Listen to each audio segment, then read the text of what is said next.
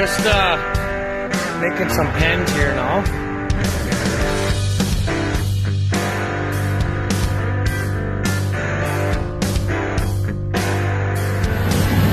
What?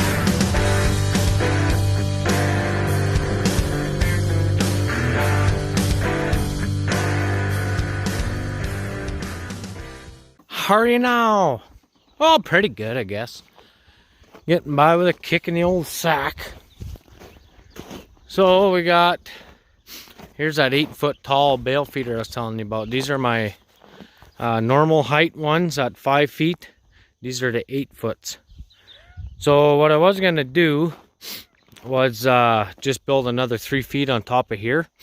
But I figured without having the straight bar coming all the way up, it would have been too weak. And I would have had a bitch of time to try to keep that square yet too on top of here. So that's fine. I'll just keep this one for ourselves.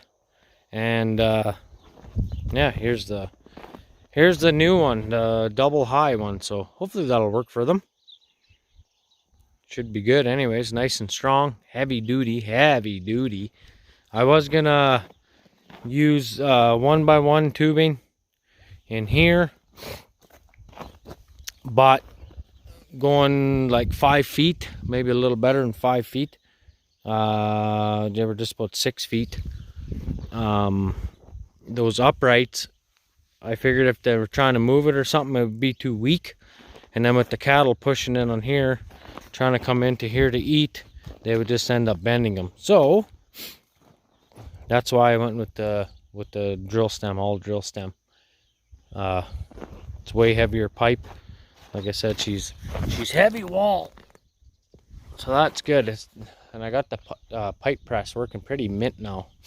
But anyway, I had 4 calves out this morning, booting around the yard in here, over here in the snow pile, then in this big shed, and whatever. Then I finally caught them. I had to rope 2 of them, but I caught 2 in that little pen, shoot them through. The other ones went over there, and they snuck in through where they came out, or one did, and the other one had to rope her and fucking pinned her down and just picked her up and carried her, put her back in. So yeah, real good. So what I did on this one is, this is 1x1 125 wall tubing. This is what I use for our gates, and I turned it on angle so it's like a diamond. So I'm hoping that's going to be a little bit stronger.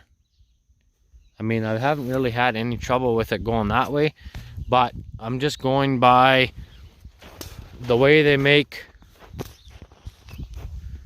those cheap panels that you buy at PV Mart. I can't remember what the hell they're called. They're gray anyways, and they turn all their tubing on the diamond way like that instead of having them flat like this. I'll tell you what, it sure is a lot easier welding them flat, but that's all right. That should work.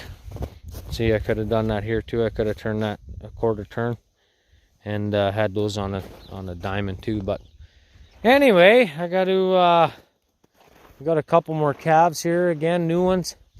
So I got to empty the shed out. There's 1 in there, there are 2 in there. Gonna have to kick those guys out and bring them over to the what do you call, maternity ward, I guess, daycare, something. There we go. 1 pen done. Fresh, got some fresh sheets in here, boys. Just nice. Sometimes that fucker spits it out the back if it's not tied very good. Some of these bales are old as hell, like 3-4 years old already, some of those canary straw. So I got 1 more left, then I'm gonna have to buy some straw.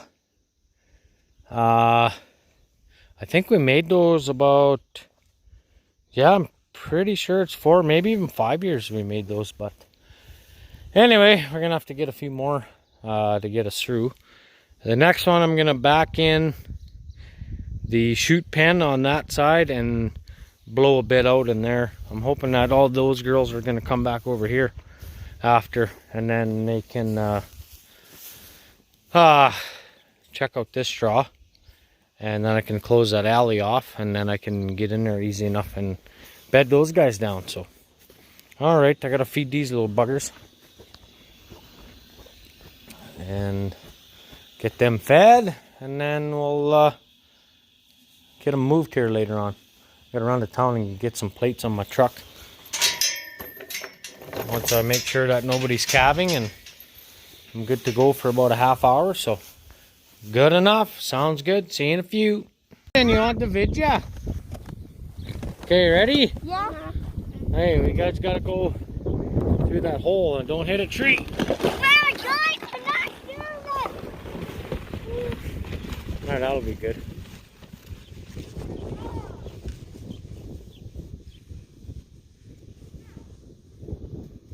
Not too fast anyway that time.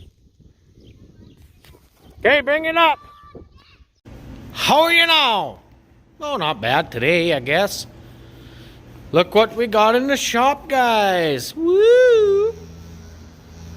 So I took out, I gotta shut that window from the outside. The fucker's zinging away there. I got all the shields off, backed it in here. I adjusted the clutch. Just turned this enough that it would kind of stop, and then I just stalled it. So that's what I done. But anyways, I got to take this sumbitch apart. I think I'm gonna start and I'll take the muffler off, and yeah, a little bit of wiring, fuel lines, few oil lines. I'm gonna drain the antifreeze because I want to get this rad fixed. It's got a bit of a leak. Drain that out, and then we'll lift the motor out. So I was talking to old Chris there, the Oliver guy, and he said you got to take out the PTO shaft first, out the back, and that's out of this plate here. You take off the plate and then pull the shaft out, but I'll do a separate video on this. Take the shaft out. It's long, like I'm probably gonna hit that piece of wood there, so that's a good spot to park it, I guess. Anyways, I can pull it ahead if I have to. But that shaft goes all the way from the back, all the way up through and into the crankshaft. That drives your PTO. So I got all that to do. Few lines on this side. It's not too bad. Got the engine oil cooler. Got to take that out, drain that out, and yeah, I don't know. At least it's in here, so I can get started on it. I gotta keep checking cows. I'm gonna have about, shit, I think we have like 5 or 6 that are pretty close, and they're probably just gonna start going like dominoes here pretty quick. So anyway, we got everybody else moved. The shed is empty, rebedded. I bought a new coverall shelter, so we'll get that up one of these days. It's windier than hell out today, so I ain't gonna do it today. It's about 50k, I guess. That's windy enough. But yeah, so I don't know. That's probably gonna be one of my projects. We got this to get going. Army, I'm gonna take apart in the garage, I think, because it's got the concrete floor. I should be able to split it in there. I'll get a couple jacks like Nick does, South Sass Farmer there, when he puts the 2 jacks on the front end, and then just block the back up, and then that way I can roll it and then adjust it however I have to mate the 2 back together. A lot of you guys are saying, well, why don't you split the tractor to take it apart? Well, you can't on these. These are a monoframe. So what that means is the frame goes all the way back, and it's all part of the frame. They're all part of the deal there. So what you gotta do is you gotta pull the engine out. There's a motor mount there, a motor mount here, from what I can see so far. I haven't really looked into it too much. And then your bell housing bolts got to come off. I think your linkage and all that shit can stay there. I think, I'm not too sure, but anyway, oh, I'm fucking tired. Up all night checking cows here, so probably just gonna cut this because I guarantee you that's gonna be rustier than hell. I might be able to get it off, I don't know, we'll see. But anyways, I gotta take that off, take this top tin off. I think I'm just gonna take the radiator out. The only trouble I thought of was the air conditioning. I'm gonna have to unhook it at the hoses, I guess. Take the hoses off and leave that with the tractor. I'll probably just take this off and take the pump off and leave it hang over here. And then I'll have to get it HVAC'd and put stuff back in later. It was working good. The air conditioner would freeze you right out of the old girl. And the headliner fell off in here, so that's all right. They gave us two things of glue when we put the cab kit in here, so I'm gonna have to clean that up again and re-glue it all and stick her back up there. So anyway, that's that. So we got lots on the go again, well, just like normal. So stick around. Guys, we're just about at 6,000 subs. So that is fucking just sweet. I like that. Anyway, thanks for watching. Leave us a comment. Don't forget to subscribe. Get us over 6,000. And we'll talk to you in the next one. I'll have the window fixed by next time so it's not zinging around over there. Right, Bo? Anyway, talk to you in the next one, guys. Oh yeah, okay. A couple welding projects we got coming down. We got Ashley wants an AI trailer, 2-stall AI trailer with angle room in the back for thawing out semen and keeping the tanks and stuff in there, and the cattle don't hit it when they come in. So I got to build one of those. I don't know if she's going to help me or not. We'll see. That needs to be built, and I might have to build another calving shed, but that's kind of on the wayside here right now. When I build that AI trailer, I'll probably do a review on this ProPoint 180 MIG stick and TIG. So that's kind of the plan anyways. It's I'm gonna tell you right now, that's fucking sweet, that little bastard.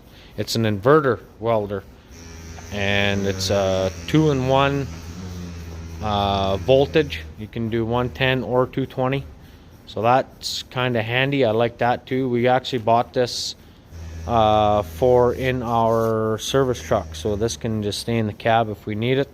We'll take the tank off, leave the tank and the regulator here, and just run flux core in there if we have to. I have the same whip off of this ProPoint welder 250, so it's actually up there in that Parker box, because this is the Parker whip that I bought for this welder, a 15-footer.